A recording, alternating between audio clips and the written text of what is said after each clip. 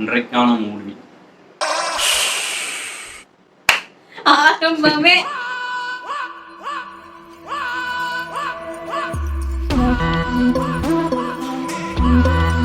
இன்றைக்கான movie get அவுட்னு சொல்லிட்டு Hollywood movie அதை பத்தி பார்ப்போம். ஃபர்ஸ்ட் ஒன்லைன் போயிடலாம்.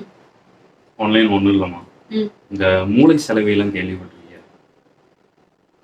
இந்த இப்போ வந்து உன்னைய வந்து செய்யுமா அப்படின்னு சொல்லி பாசமா பேசி ஒரு விஷயத்த செய்ய வைப்போம்.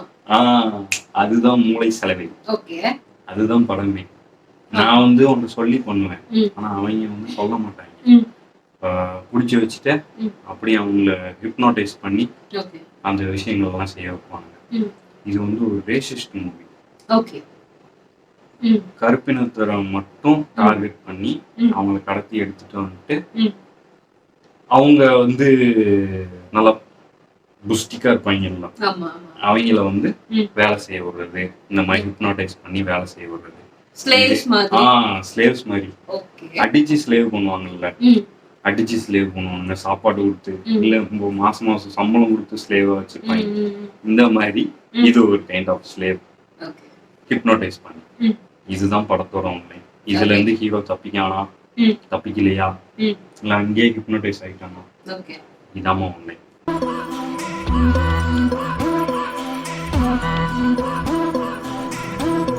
சோ இப்போ கதையை ஓபன் பண்ணோம்னா அம்மா இதெல்லாம் தேவையில்லம்மா, டைரக்டா போயிடலாம்.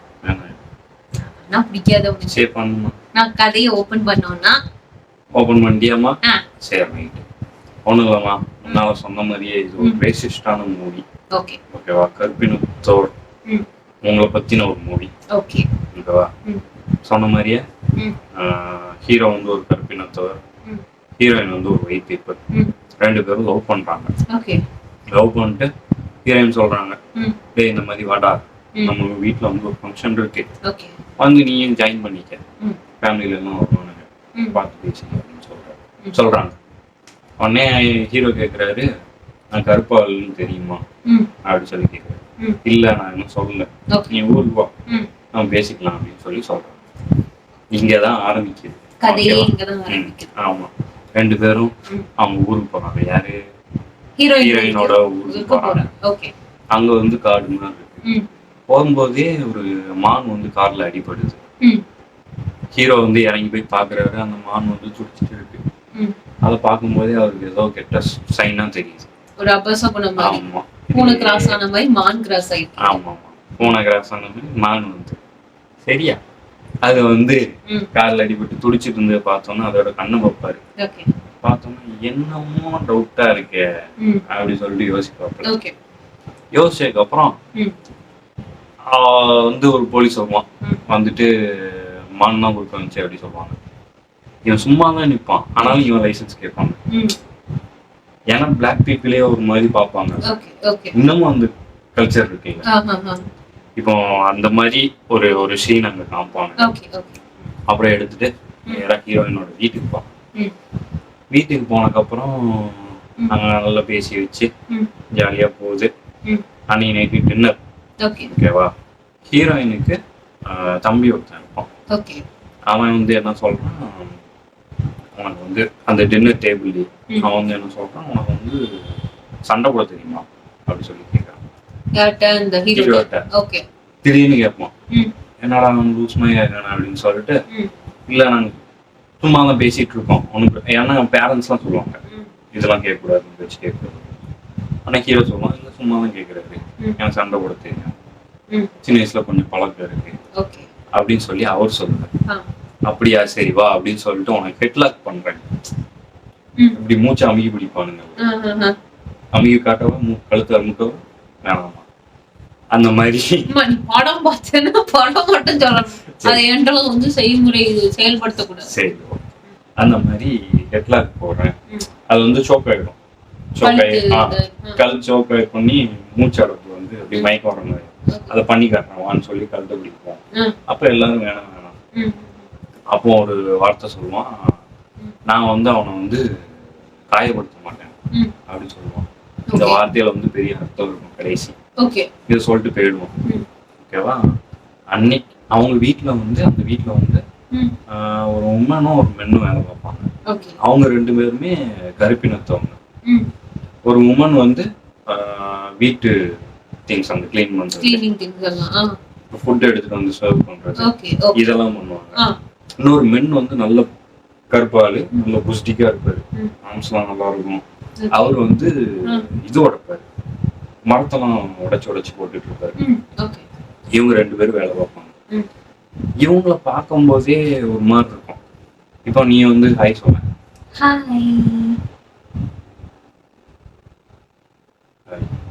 இப்படி இது ஒரு மாதிரி இருக்கா, உனக்கு பயமா இருக்கா? இந்த மாதிரி இருக்கும் அவங்க சொல்றது.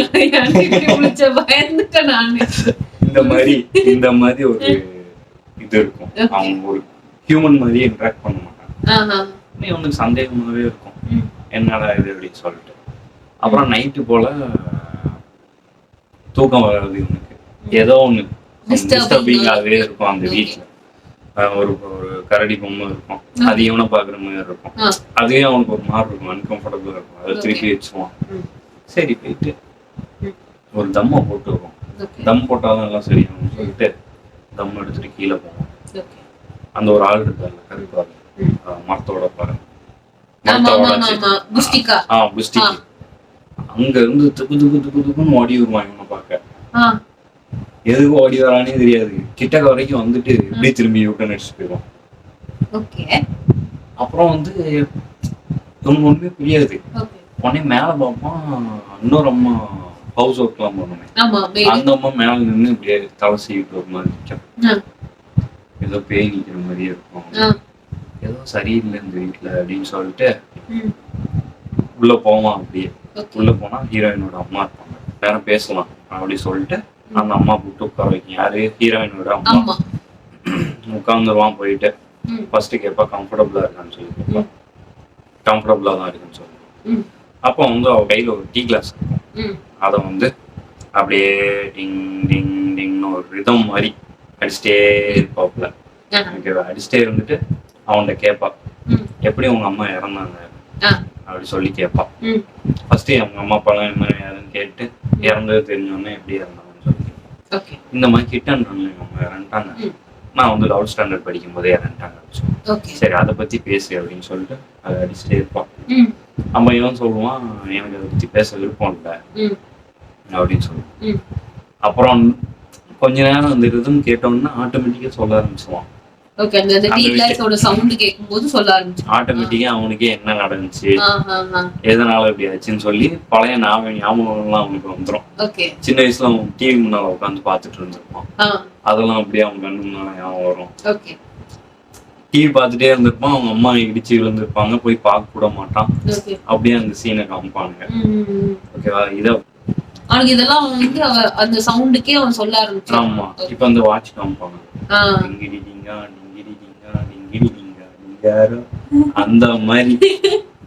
அந்த மாதிரி காமிச்சிருவாப்ல.